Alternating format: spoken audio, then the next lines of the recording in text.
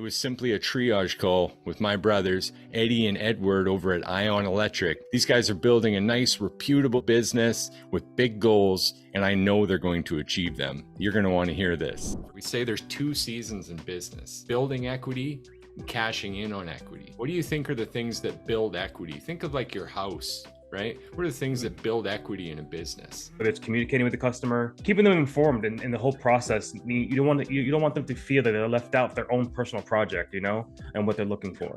When the consumer is ready to buy, they already planned that out. They already planned that purchase out well in advance before they call you or they go to the store. They already did their research way beforehand, based on reviews and content and people are out there saying. This is happening in the background, right? Like you said, Edward, we're building that trust long ahead. I'm always going to tell you what you need to hear, not what you want to hear. And that's how I feel like we're going to get closer and I can actually get to, what you're really looking for. It's always my goal to get past that stranger barrier. They're calling you to ask you questions and you want to be the authority figure, the educator. And again, going back to the trust, reframing the way people look at us. Because we get a shitty rap for being contractors in general.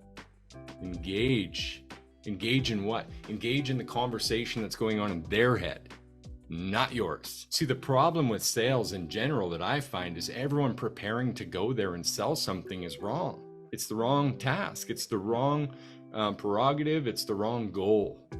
We go there and we try to make a friend. And if they become a friend, then we can agree on a sale, right? Because a confused mind never buys, and without trust, they'll never buy. And you can smile ear to ear if you ever hear this out of your prospect's mouth.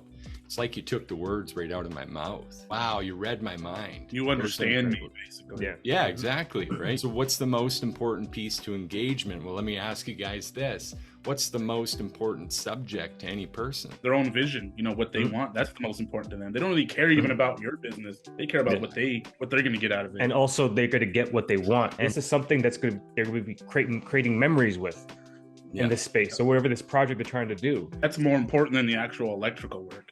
So important. Yeah, you guys nailed it. It's them. Most important subject to any person is themselves, not you. What do we learn if we just ask why? Oh, when did you first notice that? Well, it was just after Thanksgiving. The neighbor was over. The neighbor and I are close, right? They know the kids know them, everyone trusts. Why are we talking about the neighbor? You don't know, I don't know, but you just found out a critical piece of information about your prospect that you couldn't have known otherwise. But most contractors, most of us go in and we skip that engagement and we get right to educate.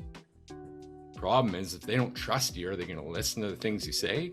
They could just be like, oh, this guy's just trying to get my money or whatever. He's going to probably overcharge me or, whatever the case may be. I see a bunch of uncared for customers out there, guys. Yeah. Everyone needs something. You went through the whole process with them and you build trust with them. You build a relationship with them. I know you guys are higher than everybody else, but I love the experience, the process with you guys had, because it's so streamlined, so fluidic. It's you don't have to think about it. It makes you so stress-free. I want to have impact on real people that are going to show real love, man, for a long time. Yeah.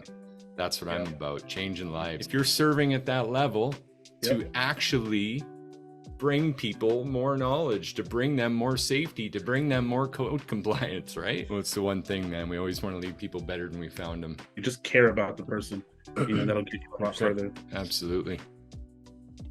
Hey everybody, I'm here with Jim Lockwood, a customer of ours, and I just wanted to ask him a couple questions. He agreed to be our Facebook highlight of the month.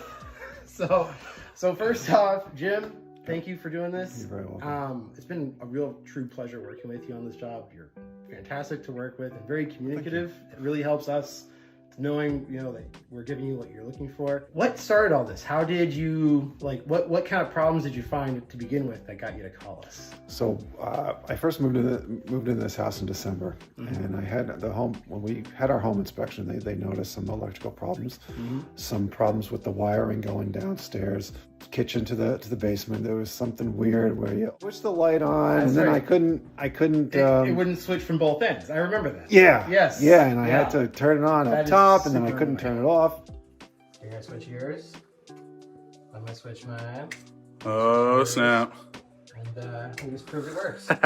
Nice. We get what you were looking for. Is this basically what you're looking for? Yes, right from the call. I particularly like the communication regarding the appointments, talking to Beth on the phone, the Yes. text messages, emails that I got, and showed, okay, who's coming, who's the supervisor responsible for the job, confirming the appointment. You know, if something came up, you know, hey, we can't make it today, we're gonna come back at another day. Yeah. And it was just fantastic. I mean, all the problems got fixed here. That fan wasn't working.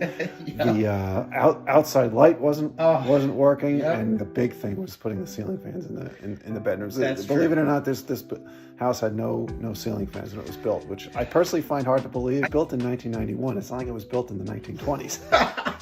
How do you see yourself going forward? You obviously the ones in the bedrooms, you're gonna be using those fans right away. It's gonna change how you're interacting with your house from here forward. Absolutely. The fan that I put in, a nice remote control. Oh yeah. That walking up and down the basement, I don't have to do it in the dark anymore. Mm-hmm. The outside lights are going to be nice and bright and nice and safe. You won't have any problems coming in from the driveway anymore. Yeah, You know? and they host the pool parties and the barbecues in the back. Those lights on the patio and under the deck there. I forgot about those, but those were clutch. Yeah, absolutely.